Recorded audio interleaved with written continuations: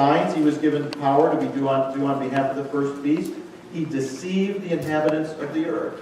He ordered them to set up an image in honor of the beast who was wounded by the sword and yet lived. And the Bible tells us that the world worships that image, worships that beast. The second step is to willfully be deceived, to willfully worship, and to willfully set that thing up as an idol in our lives. They gave their desire over to it, you see. They allowed it to begin to control them, and then they began to go through what they began to do after that is systematic genocide. So they worshiped the beast, they listened to his blasphemy, they willfully gave themselves over to him, they began to worship him, and after he had them down the road with them, then he began to do this thing with them, systematic genocide of the Jews and the Christians, and that's going to occur. We can read about it in Revelation 13. And because of Antichrist blasphemy and deception, they gave over their desire or their control, the control of their free will, to him, and then they began to do something or things that they never dreamed that they would do otherwise. You know what I mean? I mean, come on. You know exactly what I mean. When we start to follow the Antichrist, when we start to follow evil in our own lives, right? When we give ourselves over to evil, and when evil begins to control us, we begin or can begin to do things that we would never have dreamt of doing otherwise. And how do we go down that path? One tiny, little, slippery step at a time. One little, tiny compromise at a time. You know what Satan wants you to do? He wants you to compromise just a little bit. Just a little bit at a time. Just a little bit more. And you know, as you compromise a little bit and a little bit more, it becomes easier to compromise the next time. And the compromises can become bigger and bigger. And the larger and larger you compromise your faith, the more and more you compromise, the easier it becomes. And the more you compromise, the further you get from God. And the further you get from God, the more you are able to do things that you would have never dreamt you would do otherwise. He uses the same tactic. He uses the same technique in the world. He does the same thing during the time of the tribulation. And when the people of the world had gone so far, they were now under his control. And if you're compromising today, if you're taking tiny, slippery steps away from God, if you're compromising today, stop it. It is one of his oldest tactics. He wants to get you into a pattern of compromise so that he can get you into a pattern of falling.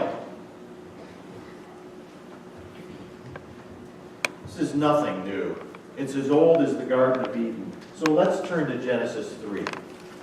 You guys know this stuff, but it's important for us to look at it when we start to see how the world takes the mark. Genesis 3, verses 1 through 3. The fall of man. He's trying to get us to fall the same way. Nothing new. Genesis 3, 1 through 3. Now the serpent was more crafty than any of the wild animals the Lord God had made.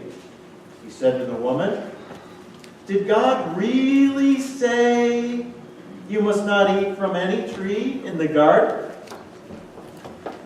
The woman said to the serpent, "We may eat fruit from the trees of the garden, but God did say you must not eat fruit from the tree that is in the middle of the garden, and you must not touch it or you will die." "You will not surely die," the serpent said to the woman, "for God knows that when you eat of it, your eyes will be opened and you will be like God, knowing good and evil." What does he start to do to the woman? Here's what he said.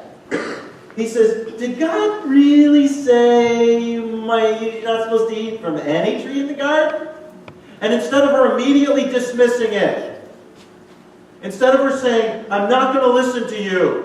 I'm not going to allow this in my mind. I'm not going to allow you to deceive me. I'm not going to allow you to take me there. I'm not going to speak to evil. I'm not going to allow it in my mind or in my life." What does she do? She listens to it, number one. She hears it. She listens to it. She allows herself to enter into dialogue with evil. Satan wants you to enter into a dialogue with evil through tiny little compromises in your life. Eve made a compromise to begin to dialogue with evil. The woman said to the serpent, and first of all, what does Satan do? He also says, it's not really that bad. I mean, come on. Right? The woman said to the serpent, verse 2, we may eat fruit from the trees of the garden, but God did say you must not eat fruit from the tree that is in the middle of the garden. You must not touch it or you will die. God didn't say not to touch it. He said not to eat it. So what does she do? She begins to add stuff in. She's starting to fall into the trap, you see? She's dialoguing with evil. She's allowing it in her mind. She's beginning to allow it to work in her life. Verse 4. Now that he's got her, right? Now that he's got her compromising a little bit, now that he's got her dialoguing with evil, verse 4, you will not surely die, the serpent said to the woman. It's not that bad. He comes along like that in our life too. A little compromise. I mean, really, it's not really that bad, is it? I mean, come on, Nobody else will know. You ever heard that? Nobody will find out. It'll be okay. What is it? He says this in verse 5, for God knows that when you eat of it, your eyes will be opened and you'll be like God, knowing good and evil. Hey, God's really out there. What he really is? He's a cosmic killjoy. What God really wants to do in your life is he wants to take away all your fun. And if you really follow God like that, you'll be this milquetoast little wimpy Christian guy who's afraid to go out in the sun, all pale and living in the house and just praying all the time. You'll be fasting so much they'll be able to count your ribs. You really can't be like that. After all, you need to compromise a little in your faith, right? Or else you'll be a weirdo. Satan speaks all that stuff in your mind. He wants you to take note of it. He wants you to dialogue with evil. Do you know what the Christian life is? It is the most exciting, incredible, wonderful, amazing life you'll ever live. And if you'll stop compromising with evil, you'll have spiritual power and peace and life like you've never had it before. One of the problems in the church in America is today is we compromise with evil so much that we don't even know what good is anymore. We're confused. In other countries, they don't have all of our distractions. They know right from wrong, good from evil, and they follow God with all their heart. And they are on fire for Jesus. We're a mess because we just keep compromising. I got to go there. I'm going to do this because I know I'm going to step on some toes, but I have to do this. I made a conscious decision a long time ago never to I haven't drank alcohol in, I can't tell you how long. It's been like 20 years. And I made that conscious decision because I would very easily become an alcoholic. I've seen family member after family member in my family pickle their brain and their liver and die, from alcohol.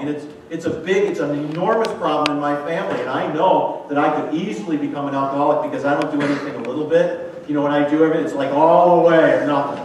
There's me. You guys know what I'm talking about. So I don't drink any alcohol. I know my weakness. And I know a lot of people in the church do. But I also made a conscious decision to never, ever, ever drink